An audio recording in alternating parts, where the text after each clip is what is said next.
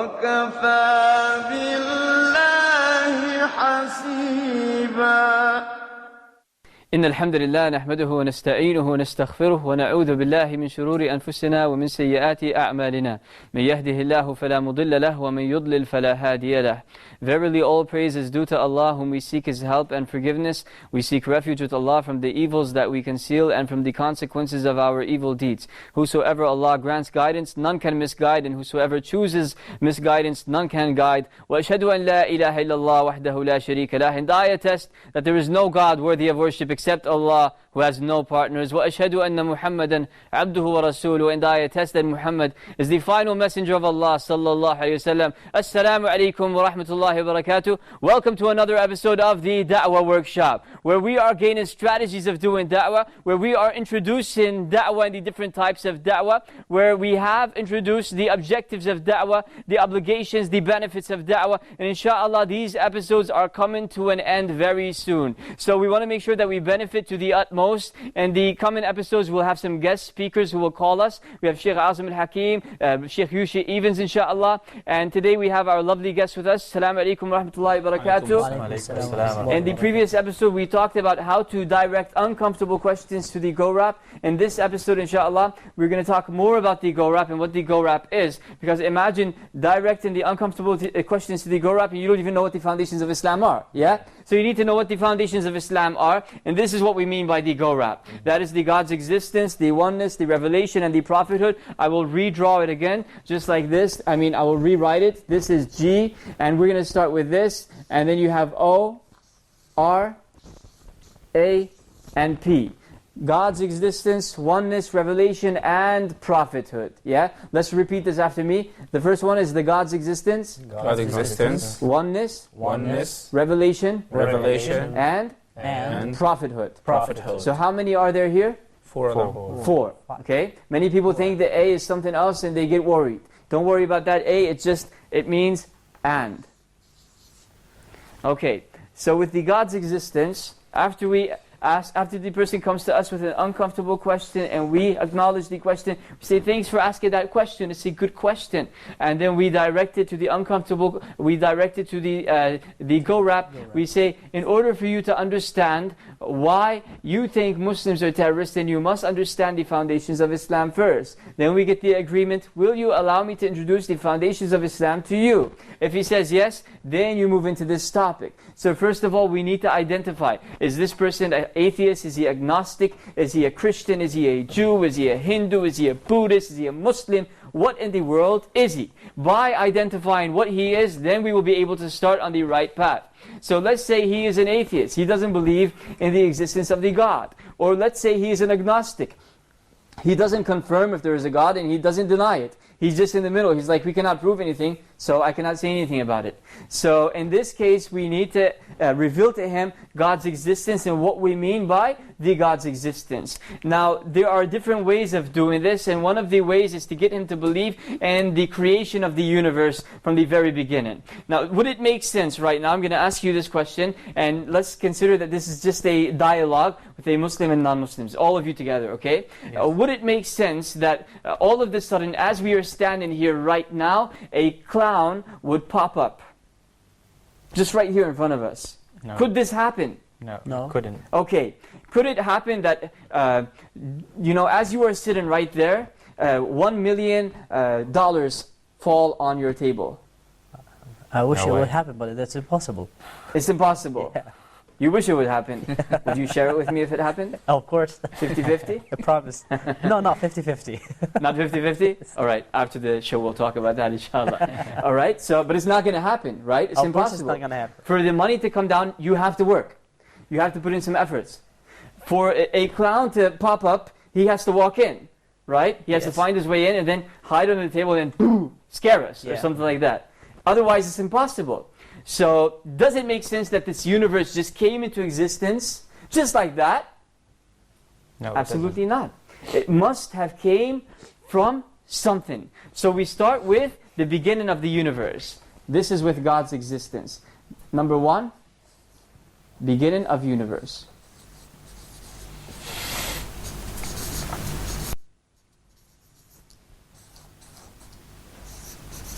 Okay, now when we talk about the beginning of the universe, what happens is the person is, kind of listening to you, but thinks that he has the proper belief and you're wrong.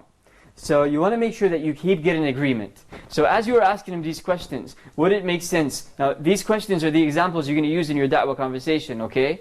And as you are asking these questions and you say, does it make sense that all of a sudden $1 million just pop up in front of you? And he says no. Then you could ask him, does it make sense that this universe just came into existence from nothing? Then he's going to think. He's going to say, okay, so what are you trying to say?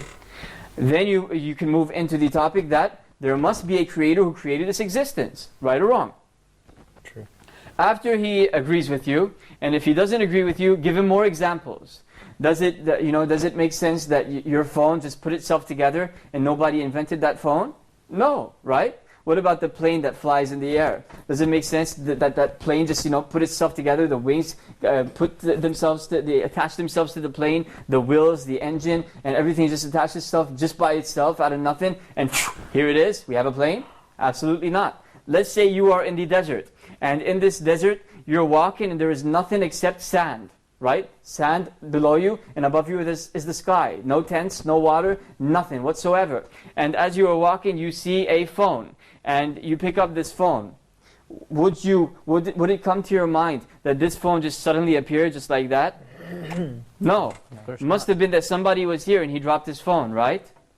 Yeah. Yes. Exactly. So this is what we mean by that this universe came into existence. There must have been a beginning. Yeah?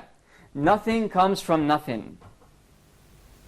Everything must come from something. Yes. Right? Yes. Right. Nothing comes from nothing. Everything must come from something. Your monthly salary, it comes from what? From work. Your car came from what? From the Either a gift from your father Money. or from the money that you made from your work. Yeah. Right? Your high grades in class, in university, and your certificate came from what? hard work. Studying. From hard work, from working. studying, from research, from putting thoughts together, from writing down answers, from cheating probably. But you did something, right? I hope you didn't cheat. No. So there is no way that nothing came from nothing. After he agrees with you and you ask him, do you agree with me on this point, John? John Cena, do you agree with me on this point? I agree. Okay. Then you could talk about the perfection and how everything is in perfect order. So number one is the beginning of the universe. Number two is the order of everything in the universe. The perfect order. The order of perfection. Let's say the order of perfection. Okay? Everything is in perfect order. Every single thing. Now, let me just give you some examples you could use in your da'wah. Let's say you convinced him that this universe came from something. It had a beginning. So then you move into the next point after he agrees with you, and you still want to elaborate more, because it's not enough just to say the universe came from something. It doesn't make sense that it came from nothing. It's not enough. He needs more. He needs to hear more. So when you say that the universe is in perfect order, I mean, look at the sun and the earth. If the sun was just a few meters closer to the earth, this universe, this earth would heat up and we wouldn't be breathing right now. Yes. And if the sun was just a few meters away from the earth, it would be so cold that You will freeze not to even a blanket could warm you up. You would be dead. So everything is in perfect order. Right or wrong? Right? Your eyes, your nose, your mouth. Allah put one eye here and one eye here so that you could see from this angle up until this angle and everything in between. He didn't put one eye here and one eye here. So every single thing is in perfect order. Your brain is in your head. Your heart is behind your chest. Your blood is all over inside your body. It's not on the outside of your body, it's in the inside. You don't even know what your kidneys look like. You don't even know what your liver looks like, right? You've never seen it. You have never seen your bones. Everything is in perfect order. Look how you are operating. Look how you are moving. Look how you programmed yourself to make decisions, to live this life. Look how you breathe. You inhale, you exhale. all of this is in perfect order. The planets. You have different planets up above this earth and beneath this earth possibly. This earth is like one of the smallest planets. It's not big. There are greater planets, gigantic planets out there. The sun is like, they say like thousands of times greater than the earth. Is this so? Yeah. In terms of size. Yes. So every single thing is in perfect order. This makes sense? Yes, it is. So now the conclusion of the God's existence is that there is a creator, because it doesn't make sense that nothing comes from nothing. And this creator is perfect in the sense that he is not like his creation. He is different. Because he put everything in perfect order and he created things that the creation cannot create. Right. After you're done with this, then we move into oneness. And what we mean by oneness is to get him to believe that there is one God. Usually with the oneness, what we do is we focus on some examples of getting them to believe that there is one God. One example, before we talk about that there is one God, we let them know that you are different than the Creator. Yeah, and the Creator is different than you. لَيْسَ كَمِثْلِهِ شَيْءٍ وَهُوَ السَّمِيعُ الْبَصِيرُ. There is nothing like unto Him, and He is the all-hearer, the all-seer. You see, Allah subhanahu wa ta'ala, the Creator, could see every single thing at the same time. Yeah? If you're looking at my eyes, Allah could see that. If you're looking over here, He could see that.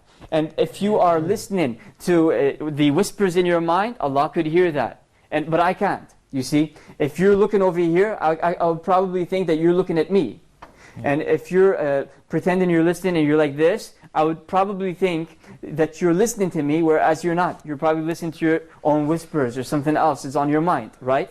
But Allah the Almighty, the Creator, He knows every single thing and He is different than us. We cannot even create a fly. Could you create a fly? Never.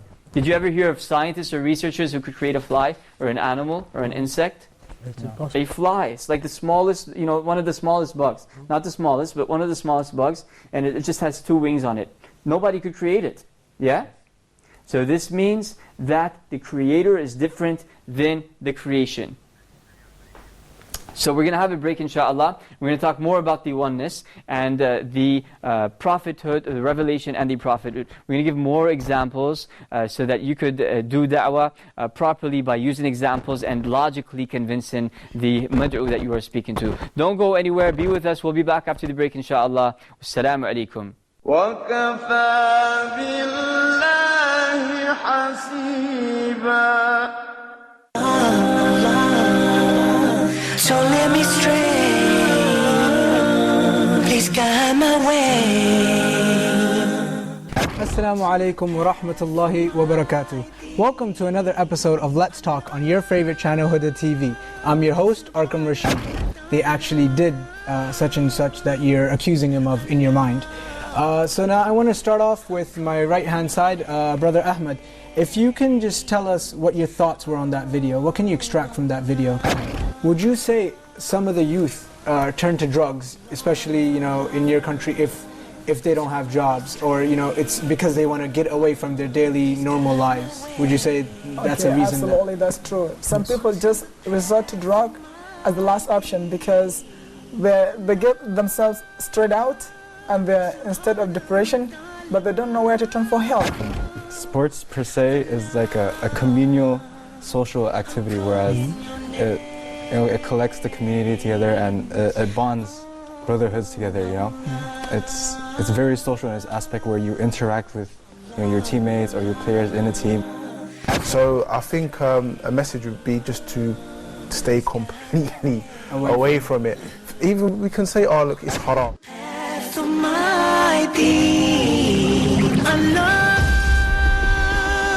Subhanahu wa ta'ala,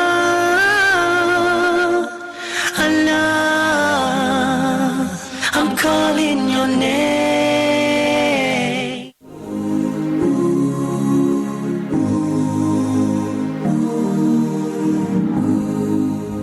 وَكَفَى بِاللَّهِ حَسِيبًا.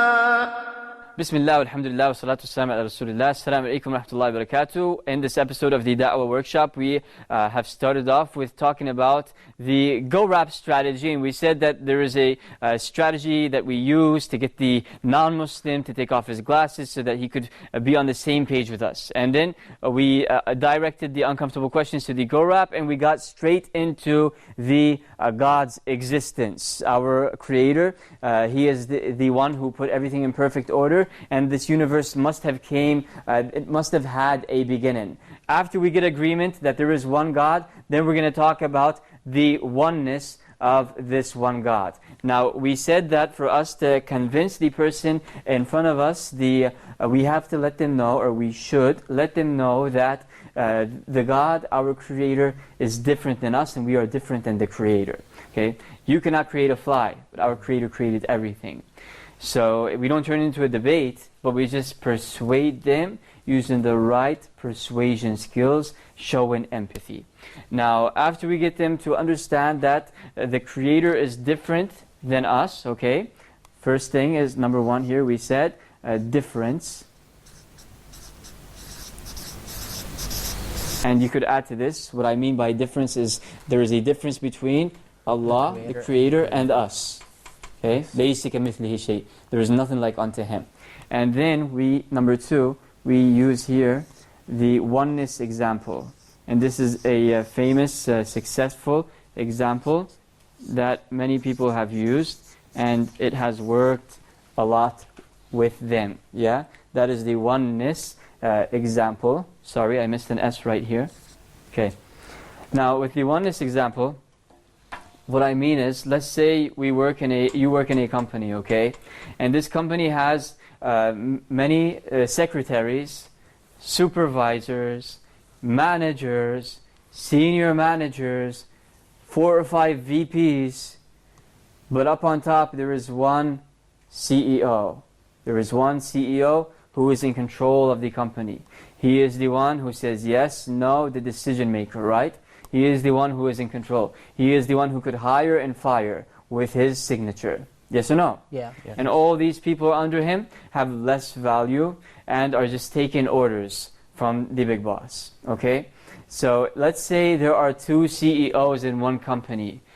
If he had his opinions and he had his opinions, eventually this company is going to fall into destruction. Why? Because he wants to implement something and he wants to implement something. And I've witnessed this with my own eyes in an organization. I've seen a manager and a deputy manager. The manager has his opinions, but he's not around all the time. The deputy manager has his opinions as well, and he is around a lot. So what happens is he gives an order a little bit different than him, and you don't know which one to follow. And when you follow this one, what happens is you receive negative feedback from the other one. So then this is bad for the work flow of the organization. Now, Allah subhanahu wa ta'ala says in the glorious Quran that if there were more than one God, what would happen? There would be dispute between them. Do you know the verse in the glorious Quran that says this? Could you recite it? أعوذ بالله من الشيطان الرجيم لو كان فيهما آلهة إلا الله لفسدتا. Okay, and this means? If there was more than a God, or if there were gods in creators of this universe, then both the heavens and the earth would be corrupted. Great. And this example is very similar to the example that I just gave you with the CEO, right? Another example, a plane. How many people are flying this plane? One. Just one. Yeah. Co-pilot. Co-pilot is sitting down looking at his phone, right? And he goes back and checks on the passengers, or he just sits down, relaxed, reads the newspaper. But there is one pilot flying the plane. Yes. Your car, another example. Memorize these examples, yeah? Dear viewers, memorize these examples as well and use them. Another example here is a car. Let's say, okay, you drive a car. You have your car, right? This car has a steering wheel on the left side, and you are a driver. Imagine if the right side also had a steering wheel and there was a driver next to you, and both of you are driving. He wants to go to, he wants to go to Cairo, and he wants to go to Alexandria, and they're both in one car. What's going to happen? The car is going to collapse, isn't it? Yeah. They go to Yeah? Fayoum. Where? They will go to Fayoum, not to Cairo. They'll probably go to UAE or something, or the Red Sea. So what we're trying to say is that, I mean, the wheels are probably going to break because he's going to turn right, he's going to turn left at the same time. And I could just imagine that the car is going to fall apart, right?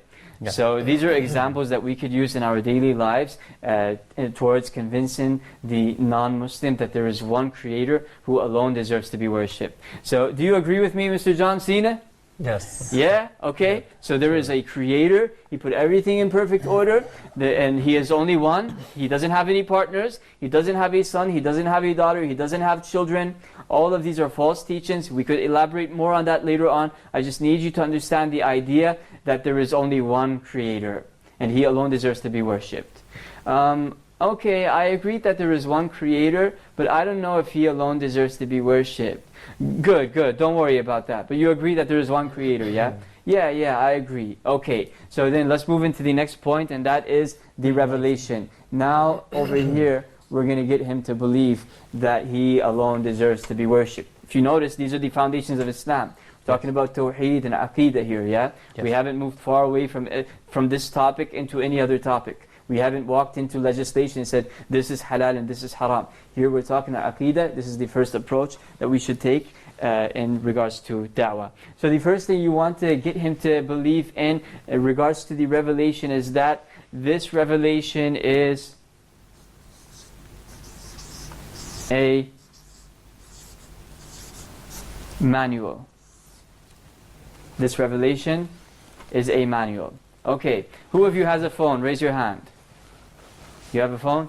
Who of you has a car? Raise your hand. No. Who of you has a microwave? We do, yeah. You do? Okay. Who of you has any electronic device? Computer. We do. All of us do. Now, when you first bought your phone, it came in a box.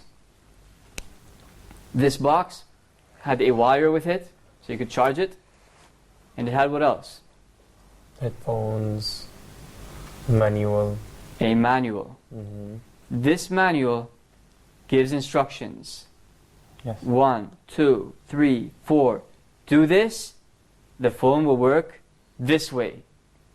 Precautions. Do this, your phone may blow up. Yeah. Right? Warnings. Do this, something may happen to your phone. The lifespan of your phone will not last long. Am I right or wrong? Yeah. Yeah? Okay. So by doing this, by explaining the example of the manual, you are getting him to digest the idea that there is a manual for us humans. So we're going to move further into the topic. Now, what you could say is, the phone has a manual. And if you use this manual, the phone is going to work really well, right? If you read the manual and follow the instructions, or if you have any electronic machine whatsoever, and you want to put it together, your laptop, you want to fix it up and everything, you read it. How long is the battery life? What about these specifications? How many gigahertz is it? How many gigabytes is it? Could I upload, long videos to this? Could I use a production like iMovie or Filmic or whatever it is to fix up and edit my videos? So, I mean, in the instruction manual, you'll find some details that will allow you to understand, right? And even if nowadays, because we don't even look into the manuals anymore because of YouTube, we just go to YouTube, how to fix up my laptop, or how to install Windows onto my laptop, how to install OS X on my Mac, right? So we just find the easy way out, but that's still the manual, right or wrong? And likewise, we could go into YouTube and search for revelations from the glorious Quran. We could search for verses from the glorious Quran. So what I'm trying to say here is that our God created us, put us on this universe, and He didn't leave us with nothing.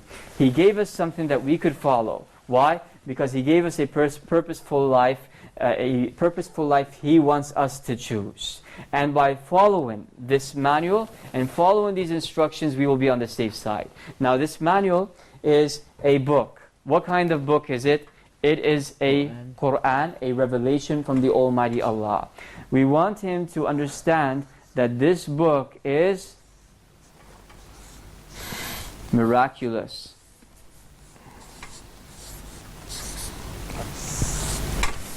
It's a book full of miracles, right?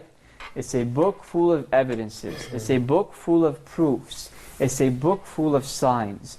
This book was revealed 1400 years ago to an unlettered man. This man, his name is Muhammad. He couldn't read or write. He was in the middle of a desert, and this book comes to him with all these facts, these scientific facts. Will you allow me to share with you a scientific fact that is in this book so that perhaps you can grasp more about this? Yes, sure, please.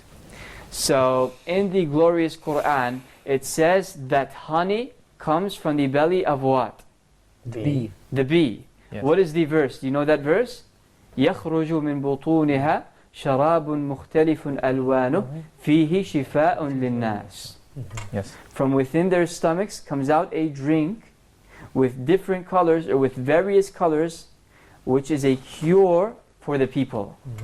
Okay? Yes.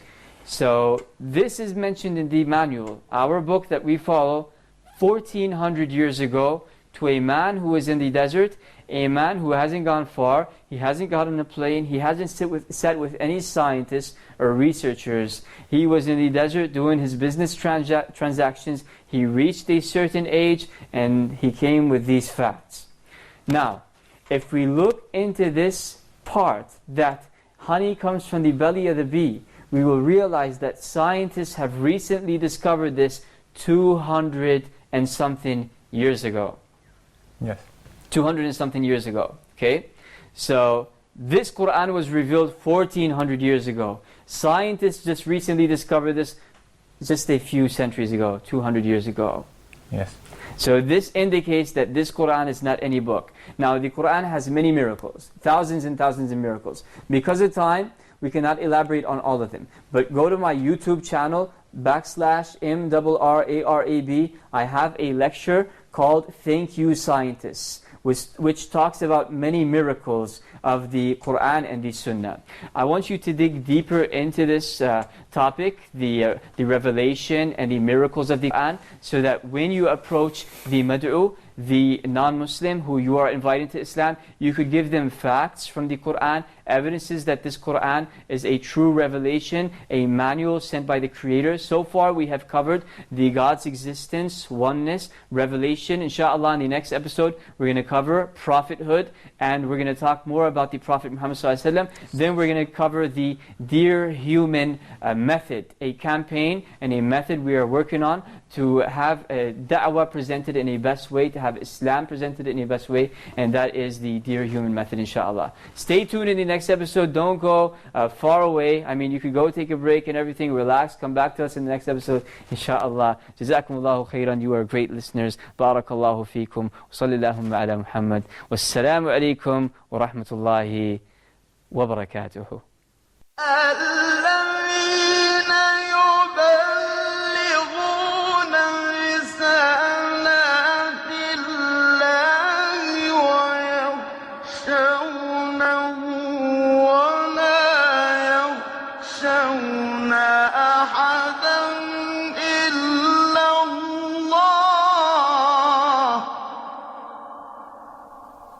وكفى بالله حسيبا. ما